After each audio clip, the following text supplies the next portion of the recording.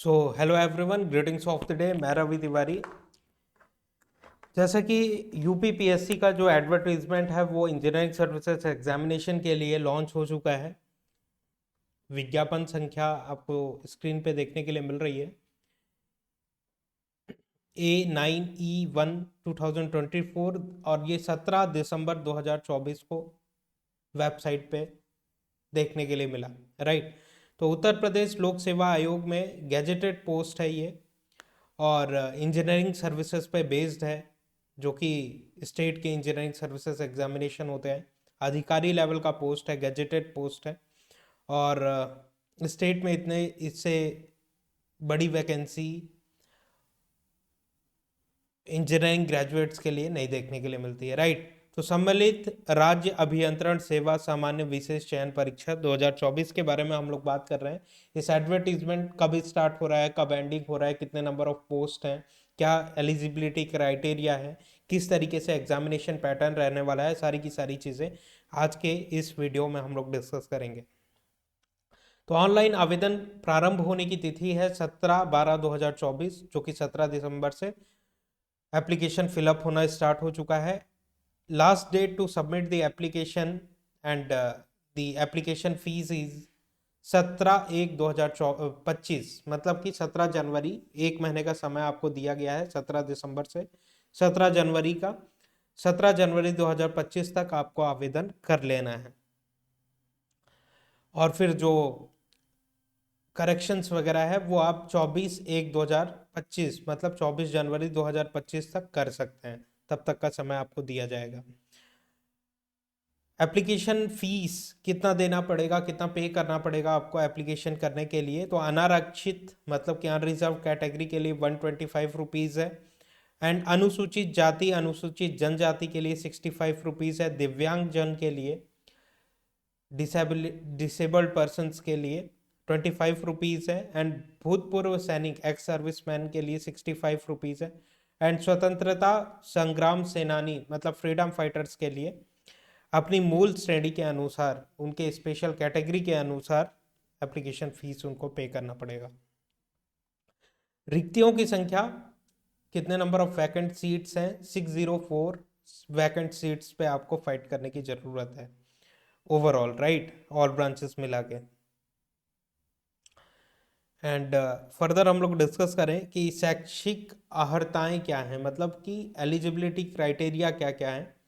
तो सहायक अभियंता यांत्रिक सिंचाई एवं जल संसाधन विभाग के लिए सरकार द्वारा मान्यता प्राप्त किसी संस्था या विश्वविद्यालय से यांत्रिक अभियंत्रण में उपाधि रखता हो। इंस्टीट्यूट ऑफ इंजीनियर्स इंडिया का मैकेनिकल इंजीनियरिंग ब्रांच का एक अर्ह एसोसिएट मेंबर हो। तो आपको किसी भी गवर्नमेंट या फिर प्राइवेट मान्यता प्राप्त इंजीनियरिंग संस्थान से जो भी डिग्री है, सर्टिफिकेट आपके पास होना चाहिए, तो आप एप्लीकेशन कर सकते हैं। और ध्यान देने वाली बात यह है कि 17 जनवरी 2025 तक लास्ट डेट है। लास्ट डेट तक एप्लीकेशन सबमिट करने के लास्ट डेट तक ये शैक्षणिक अहर्ताएं आपके पास हो जानी चाहिए। मतलब कि अगर आप फाइनल सेमेस्टर का एग्जामिनेशन अभी दिए हुए हो तो आपका रिजल्ट 17 जनवरी 2025 तक अवेलेबल होना चाहिए, तब आप इस एग्ज़ाम के लिए अवेलेबल हैं। ऐसा नहीं है कि फरवरी में आपका रिजल्ट आ रहा है या फिर मार्च में आ रहा है तब आप एलिजिबल नहीं हैं एग्ज़ाम के लिए। सिमिलरली सिविल के लिए भी मान्यता प्राप्त किसी इंजीनियरिंग संस्थान से आपके पास डिग्री अवेलेबल होना चाहिए। विद्युत और यांत्रिक के लिए भी उत्तर प्रदेश जल निगम ग्रामीण सेवा आयोग के शैक्षणिक अर्हताएं के बारे में बात करें तो मान्यता प्राप्त, सरकार द्वारा मान्यता प्राप्त किसी भी शैक्षणिक इंजीनियरिंग संस्थान से आपके पास डिग्री अवेलेबल होनी चाहिए।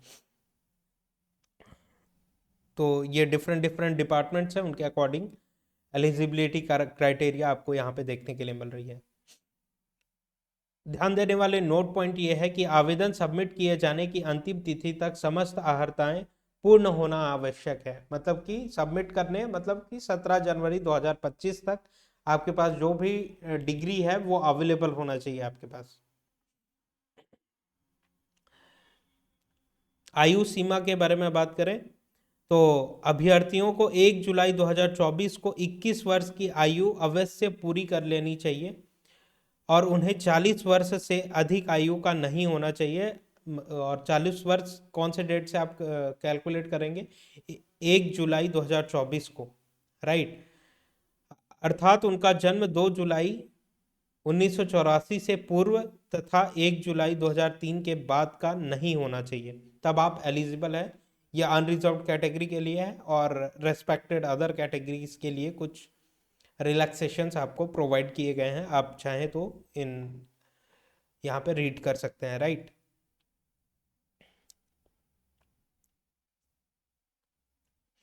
और जो इम्पोर्टेंट सेक्शंस हैं जो कि आपको पता होना चाहिए, ये सर्टिफिकेट्स की सैंपल दिया हुआ है। ये सारे सर्टिफिकेट अगर आप डिफरेंशियली आप डिसेबल्ड पर्सन है या फिर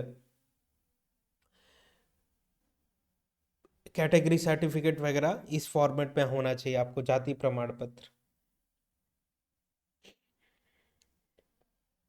अगर आपके पास अवेलेबल ना हो तो आप एप्लीकेशन के लास्ट डेट तक अपने आप के पास अवेलेबल कर सकते हैं। सर्टिफिकेट ऑफ डिसेबिलिटी इस पैटर्न में होना चाहिए। एंड नेक्स्ट जो इम्पोर्टेंट चीज़ है एग्जामिनेशन पैटर्न का, तो 2 पेपर्स होने वाले हैं आपका, and prelims, mains and interview, 3 section रहने वाले हैं जिसके थ्रू आपका सिलेक्शन किया जाएगा। तो फर्स्ट प्रश्न पत्र में आपको सामान्य हिंदी के क्वेश्चंस रहेंगे जिसका मार्क्स जो है वो 75 मार्क्स रहेगा। प्रत्येक प्रश्न 3 अंक के होंगे। 25 क्वेश्चन हिंदी से, सामान्य हिंदी से आपको अटेम्प्ट करना होगा। 2.5 घंटे का समय रहेगा आपका। एंड देन इसी सेक्शन में प्रथम प्रश्न पत्र में ही मुख्य विषय, मतलब कि जो सिविल इंजीनियरिंग से हैं या फिर जो मैकेनिकल इंजीनियरिंग से हैं या विद्युत इंजीनियरिंग से हैं या कृषि इंजीनियरिंग से हैं, तो रेस्पेक्टिव डिपार्टमेंट्स में आपके पास जो भी सब्जेक्ट्स हैं उनके रेस्पेक्टेड क्वेश्चंस आपको देखने के लिए मिलेंगे, जो कि 100 क्वेश्चंस होंगे। प्रश्नों की संख्या, प्रत्येक प्रश्न 3 अंक के होंगे। टोटल 300 मार्क्स टेक्निकल एबिलिटी वाले सेक्शन से कवर किया जाएगा। टोटल हिंदी और टेक्निकल एबिलिटी मिला के 375 मार्क्स का फर्स्ट प्रश्न पत्र होगा और टाइम जो है आपको 2.5 घंटा अलॉट किया जाएगा। एंड देन फर्स्ट एग्जामिनेशन के बाद, फर्स्ट प्रश्न पत्र सॉल्व करने के बाद सेकंड प्रश्न पत्र जो होगा उसमें भी सामान्य अध्ययन, यहाँ सामान्य हिंदी था, देन सामान्य अध्ययन जनरल साइंस के क्वेश्चंस रहेंगे। 25 क्वेश्चन, प्रत्येक प्रश्न 3 अंक के, टोटल 75 मार्क्स कवर करेंगे आपका। एंड मुख्य विषय सिविल इंजीनियरिंग, मैकेनिकल, विद्युत और कृषि इंजीनियरिंग के 100 क्वेश्चंस रहेंगे। प्रत्येक प्रश्न 3 अंक के, टोटल 300 मार्क्स। टोटल सामान्य अध्ययन और टेक्निकल एबिलिटी मिला के 375 अंक के क्वेश्चन रहेंगे और टाइम आपको डिवोट किया जाएगा अगेन 2.5 घंटे, 2.3 आवर्स। तृतीय चरण में व्यक्तित्व परीक्षा होगी, साक्षात्कार होगा, इंटरव्यू होगा आपका। इसका मार्क्स 100 मार्क्स होगा और टोटल मिला के 850 अंक का ये पूरा सेट तैयार किया गया है। 850 अंक में आपको जो भी बेस्ट पॉसिबल मार्क्स हैं वो गेन करना होगा in order to clear the examination. Okay. और सिलेबस जो है सिविल इंजीनियरिंग का कुछ इस तरीके से मेंशन है पेपर 1 एंड पेपर 2 का। जैसे कि पेपर 1 एंड पेपर 2 होने वाले हैं, टेक्निकल एबिलिटीज़ के 2 सेक्शन में डिवाइड किया गया है। तो हम लोग इलेक्ट्रिकल इंजीनियरिंग के बारे में बात करते हैं और आप जिस भी डिपार्टमेंट से हों उनके सिलेबस यहाँ पे देख सकते हैं। इलेक्ट्रिकल इंजीनियरिंग में फर्स्ट प्रश्न पत्र में आपको नेटवर्क एंड सिस्टम से क्वेश्चन रहेंगे जिसमें Z transform, RL, RLC, RC circuit, maximum power transfer theorem, Thevenin, Norton, driving point transfer function, two port network, Laplace, Fourier transform and application, Z transform, discrete system, network synthesis, steady state and transient state analysis of systems. तो इनसे questions देखने के लिए मिलेंगे। EM theory में analysis of electrostatic and magnetostatic field, Laplace, Poisson's and Maxwell equations, solution of boundary value problems, electromagnetic wave propagation, ground and space waves propagation between earth station and satellites, and then control system के section से mathematical modeling of dynamic linear continuous system, block diagrams and signal flow graphs, time response specification, steady state error, Routh-Hurwitz criterion, Nyquist technique, root locus, Bode plots, polar plots, and stability analysis, lag lead compensators, state space modeling, state transition matrix, controllability and observability. Right यहाँ से questions रहेंगे. Elements of electronics में बात करें तो basic of semiconductor, diode, BJT, fat and their characteristic different types of transistors and FET amplifiers, equivalent circuit and frequency response, feedback oscillators, Colpitts oscillators and Hartley oscillator, operational amplifier characteristic and application. Power system analysis में बात करें, analysis design के बारे में, line parameters calculation, performance of transmission lines, mechanical design of overhead lines and insulators, corona, and radio interference parameters of single and 3 core cables, bus admittance matrix, load flow equations. ये सारे sections रहने वाले हैं. HVDC, EHV, elements of electrical machines में general concept of EMF, MMF and torque, rotating electrical machines में, AC machines में synchronous and induction का जो पोर्शन है, इंडक्शन में both 3 phase and single phase machine, DC machines and transformer वाला जो section है, यहाँ से आपको इलेक्ट्रिकल मशीन का सिलेबस देखने के लिए मिलेगा. एंड मेजरमेंट के सेक्शन में जो भी मेजरिंग डायनोमोमीटर या फिर पीएमएमसी डिवाइसेस होते हैं, क्यू मीटर्स और L measurement meters, capacitor measurement meters, तो इनसे क्वेश्चंस रहेंगे. एंड देन पेपर 2 में power electronics and drive, digital electronics, microwave and communication system, analog communication basics, induction and special machines section 2 में रखा गया है. इंडक्शन मशीन पेपर 1 में नहीं है, पेपर 2 में इंक्लूड किया गया. Power system protection and switch gear section 2 में रखा गया है. न्यूमेरिकल मेथड्स रखे गए हैं यहाँ पे. And electrical engineering materials, crystal structure and defects, conducting, insulating and magnetic material, superconductors, elements of micro processor. ये जो है सिलेबस कुछ इस तरीके से टेक्निकल सेक्शन का देखने के लिए मिल रहा है. राइट, वैकेंसीज के बारे में बात करें तो डिफरेंट डिपार्टमेंट में जो वैकेंसीज दी गई हैं, सिंचाई एवं जल संसाधन विभाग, सहायक अभियंता यांत्रिक की जो रिक्तियों की संख्या है टोटल 77 है. और ये कैटेगराइजेशन है कि अनरिजर्व्ड में या फिर एसटी में, एससी में, ओबीसी में, ईडब्ल्यूएस में, डीएफएफ में, पीएच में, एक्स सर्विसमैन में कितने number of vacant seats reserved हैं, एंड फीमेल कैटेगरी में कितने नंबर ऑफ सीट्स हैं रेस्पेक्टिव. उत्तर प्रदेश जल निगम ग्रामीण जो कि सिविल इंजीनियरिंग का पोस्ट है, सहायक अभियंता, असिस्टेंट इंजीनियर, इसमें 107 पोस्ट हैं. एंड इलेक्ट्रिकल इंजीनियरिंग के बारे में बात करें, सिविल विद्युत एंड यांत्रिक का जो पोस्ट है उत्तर प्रदेश जल निगम ग्रामीण में, वो 14 टोटल नंबर ऑफ पोस्ट हैं. एंड विद्युत एंड यांत्रिक आवास एवं शहरी नियोजन विभाग उत्तर प्रदेश विकास प्राधिकरण केंद्रीय सेवा में यांत्रिक और विद्युत के जो पोस्ट हैं टोटल नंबर ऑफ 8 पोस्ट हैं. एंड देन सिविल के पोस्ट ज़्यादा देखने के लिए मिल रहे हैं, सिविल इंजीनियरिंग के.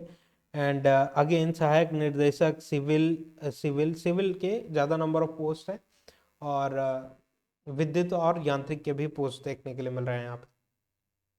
अगेन सिविल का जो पोस्ट है सहायक अभियंता, सिंचाई एवं जल संसाधन निर्देशालय में टोटल 22 पोस्ट हैं, टोटल 22 पोस्ट है. ये विशेष चयन की कैटेगरी में आएगा. राइट, और ये जनरल कैटेगरी में आ रहे हैं. टोटल नंबर ऑफ पोस्ट 582 है जनरल कैटेगरी में, एंड विशेष जो चयन प्रक्रिया है उसमें 22 पोस्ट एक्स्ट्रा और देखने के लिए मिल रहा है. इन दोनों को मिला के 605 समथिंग के अराउंड पोस्ट हैं.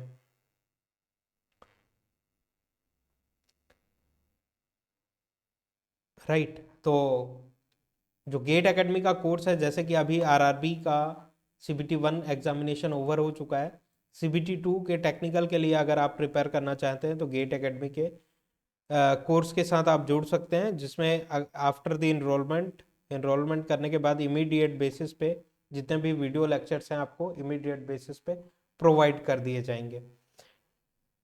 गेट का 2027 का जो कोर्स है 5555 रुपीज़ में अवेलेबल है। गेट 2025 2222 में, 26 3333 में एंड 27 का कोर्स 5555 रुपीज़ में अवेलेबल है।